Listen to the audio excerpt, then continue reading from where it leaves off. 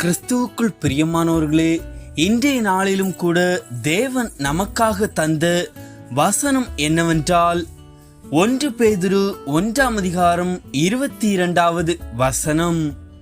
ஆகையால் நீங்கள் மாயமற்ற சகோதர சிநேகம் உள்ளவர்களாகும்படி ஆவியினாலே சத்தியத்திற்கு கீழ்ப்படிந்து உங்கள் ஆத்மாக்களை சுத்தமாக்கி கொண்டவர்களாய் இருக்கிறபடியால் சுத்த இருதயத்தோடு ஒருவரில் ஒருவர் ஊக்கமாய் அன்பு கூறுங்கள்.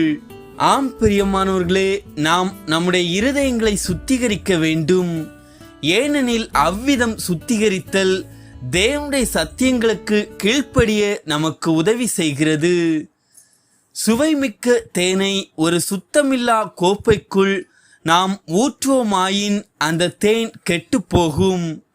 ஒரு சுத்திகரிக்கப்பட்ட ஆத்மாவினால் மட்டுமே தேவனுடைய வசனத்திலுள்ள ஆழமான சத்தியங்களை ஏற்றுக்கொள்ள முடியும்.